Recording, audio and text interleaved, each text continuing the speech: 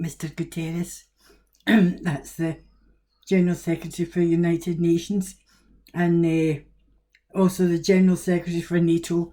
I've spoken to both of you, and to N.A.T.O.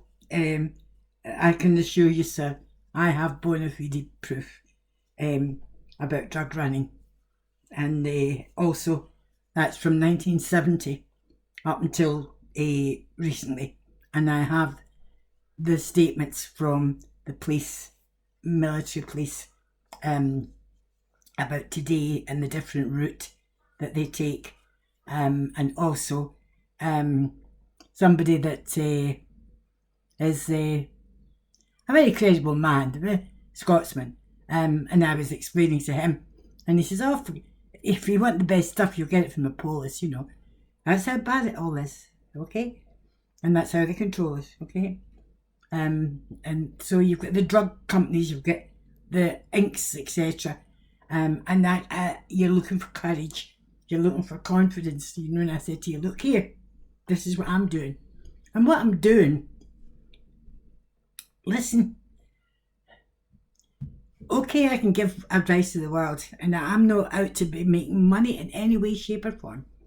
But what I'm doing it for Scotland, and also this is far too much for people just to sort of.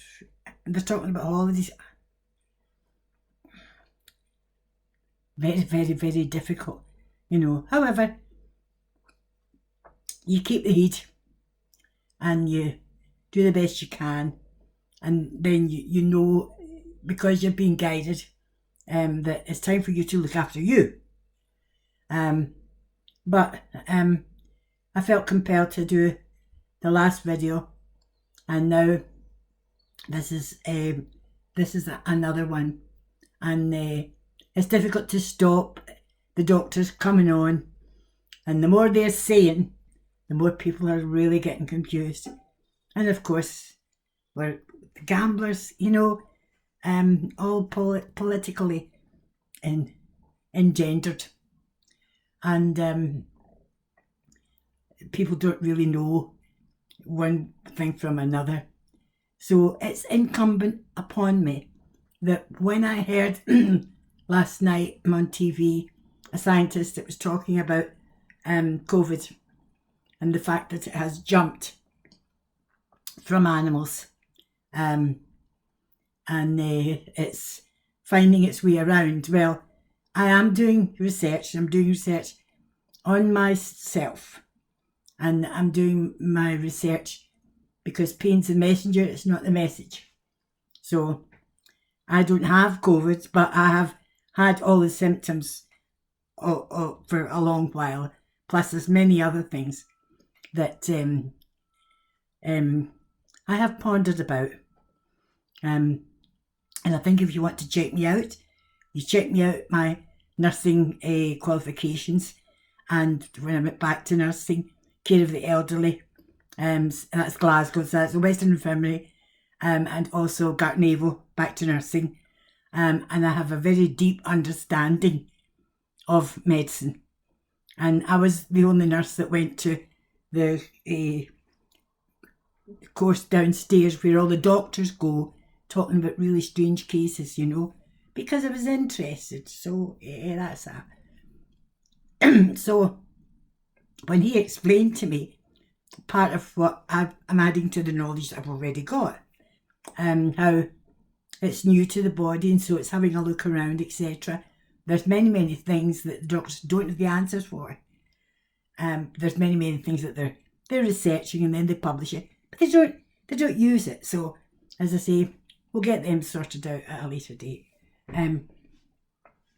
However, this was all good news for me, and so I want to come on to speak to you about that, because the other thing that I've been studying is Mr. Pascal Lamy, and where it was good, and I read The Globalist, and I studied it, but according to him, the tariffs and world control, etc., that was all very good for the European Union, And as I said to Mr. Guetares, so we have established yet another precedent, and this time it's a collection, and the collection are looking after the countries that are needing to be brought forward, etc. They get what they need, etc. And this is anyway. There are other precedents too. I think the fact that Nobel Prize for Peace was given to feed the poor. There you are. So anyway, that's that. However, I don't agree with him. First and foremost, there was something about doing a deal with Australia. And Australia needs a deal. All of the Commonwealth needs a deal. But mostly Africa. And wherever there is minerals, diamonds, gold, whatever, everybody's in there. Chinese, the Russians, you name it. Of course, the drug lords and all the money laundering, etc. Now, Lee Kuan Yew had a free port for Singapore, but you can't have a free port unless the way that you keep order is as strict as strict as strict, and that's what Lee Kuan Yew was good at. And he took a small nation and he made it that it was a main free port in the world. But if Indians were going to come and what happened, they weren't going to abide by what his rules and regulations were. Well, that's it. He would limit them, and that's more or less what Trump did. So we won't go into him, etc. just now. But he's condemned everywhere. But as I say, he's getting the benefit of it out for me. So anyway, I think that my understanding of what is going to happen is that yes, it's not politicians that are going to fix the world, it's businessmen. Of course, that's what Mr. Trump is, and that he managed to, through business, get cooperation between Israel and the Arab world for business to move about, and that was good. And we know that there's a problem there. But what Mr. Pascal was saying was that that can only be all over. But the third world are dying on a daily basis, and all the charities are really concerned. And we've got to do something for the islands. Now, Procter and Gamble and all these people and the stuff that we use, well, the world's going to just have to get used to doing their hair another way. If it's global warming, if it's the oceans, etc., then the people that are causing chaos and havoc, if they are women, what did your grandmother do to look after menstruation? And what are you doing? And the young mothers that are now there with the babies and they're not going to get any money. I'll be able to teach them what I did and what my granny did, and also to go right back and pick up Miss Nightingale, and then go right back and pick up the prisoner's friend. And it's through that Scotland will be able to pick up, and will be able to gain back what Scotland has been for a long while, is its branch economy, but not from America. And when they come over and during the war and they say, oh, that's great, Buchanan's Sweetie Works. I worked it all out, and I got the Financial Times and I read it all. So when Beltel was being broken up, because you can't have a monopoly, but what the hell have we got today? And the very fact that they buy it and then they feel the breeze, they close it. So we end up that time-served people get paid semi-skilled wages, because the car industry's there now. And there we are, you've got this catalogue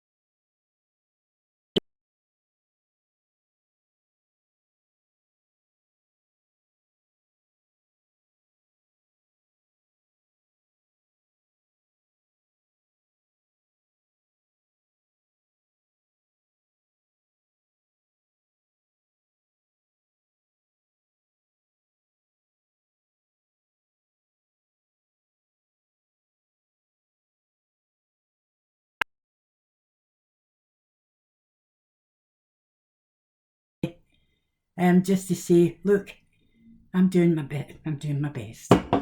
So, in the name of the Father and the Son and the Holy Spirit, Amen, Lord.